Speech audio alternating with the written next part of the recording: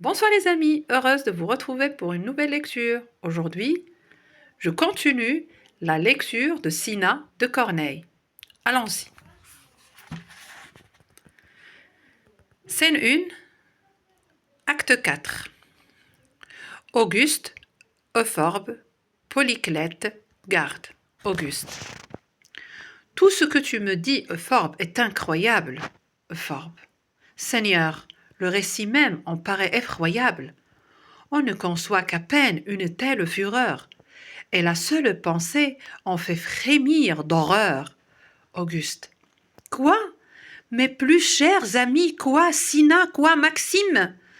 Les deux que j'honorais d'une si haute estime, à qui j'ouvrais mon cœur et dont j'avais fait choix pour les plus importants et plus nobles emplois.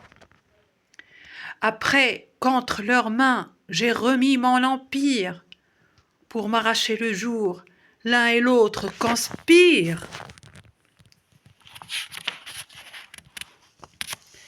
Maxime a vu sa faute, il m'en fait avertir, et montre un cœur touché d'un juste repentir. Mais Cinna, Euphorbe, Cinna seule dans sa rage s'obstine, et contre vos bontés d'autant plus se mutine.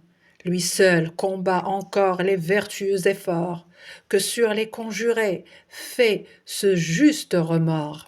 Et malgré les frayeurs à leurs regrets mêlés, il tâche à raffermir leurs âmes ébranlées. Auguste. Lui seul les encourage et lui seul les séduit.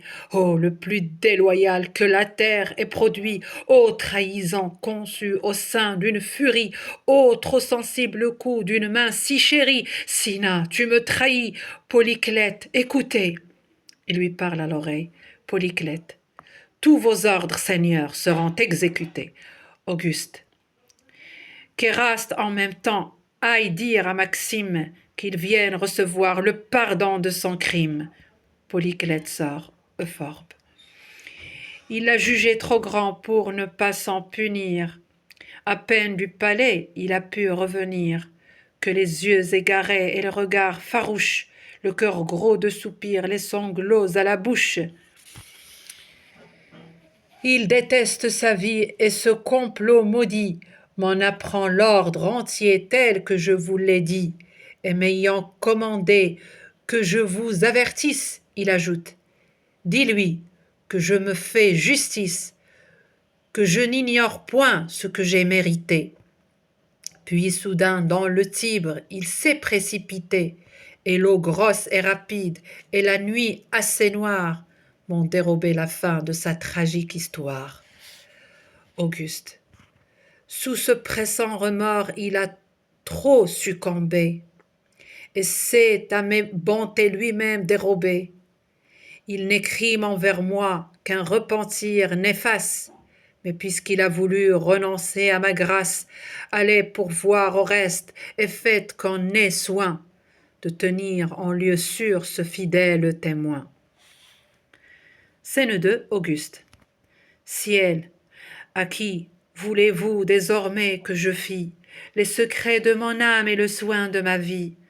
Reprenez le pouvoir que vous m'avez commis, si donnant des sujets il ôte les amis, si tel est le destin des grandeurs souveraines, que leurs plus grands bienfaits n'attirent que des haines, et si votre rigueur les condamne à chérir, ceux que vous animez à les faire périr. Pour elles rien n'est sûr, qui peut tout doit tout craindre. Rentre en toi-même, Octave, et cesse de te plaindre. Quoi? Tu veux qu'on t'épargne et n'a rien épargné? Songe au fleuve de sang où ton bras s'est baigné, de combien ont rougi les champs de Macédoine, combien on a versé la défaite d'Antoine, combien celle de Sexte, et revois tout d'un temps Pérouse aux siens noyés et tous ses habitants.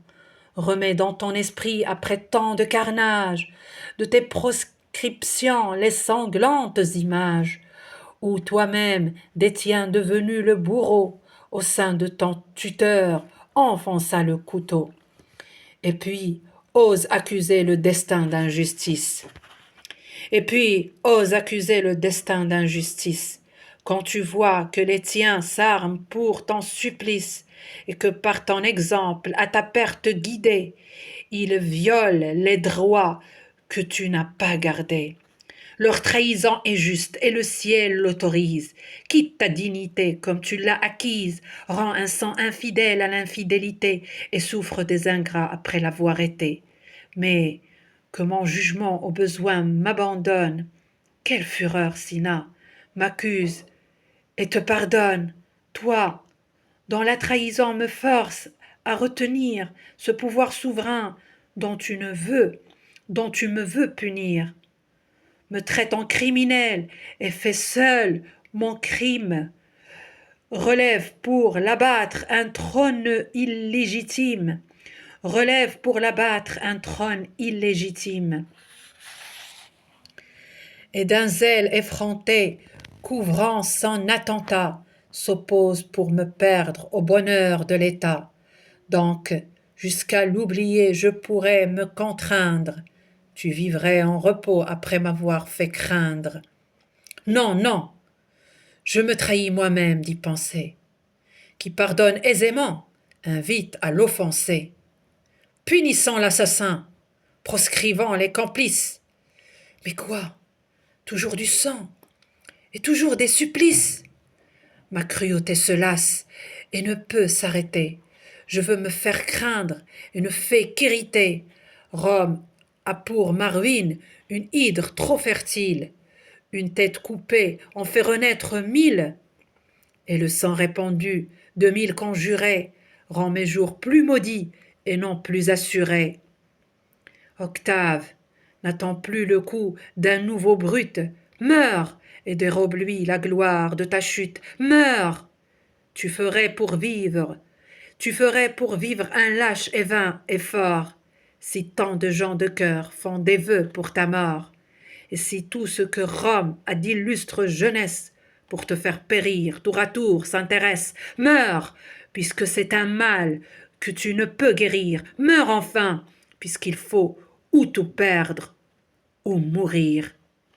La vie est peu de choses, et le peu qui t'en reste ne vaut pas l'acheter par un prix si funeste. Meurs, mais quitte du moins la vie avec éclat. Éteins-en le flambeau dans le sang de l'ingrat. À toi-même en mourant immole ce perfide. Quand t'entends ses désirs, punis son parricide. Fais un tourment pour lui de ton propre trépas. Fais un tourment pour lui de ton propre trépas, en faisant qu'il le voie et n'en jouisse pas. Mais jouissant plutôt nous-mêmes de sa peine, et si Rome nous hait, triomphant de sa haine. Ô Romains, ô vengeance, ô pouvoir absolu, ô rigoureux combat d'un cœur irrésolu, qui fuit en même temps tout ce qui se propose, d'un prince malheureux ordonner quelque chose. Qui des deux dois-je suivre et duquel m'éloigner? Ou laissez-moi périr, ou laissez-moi régner.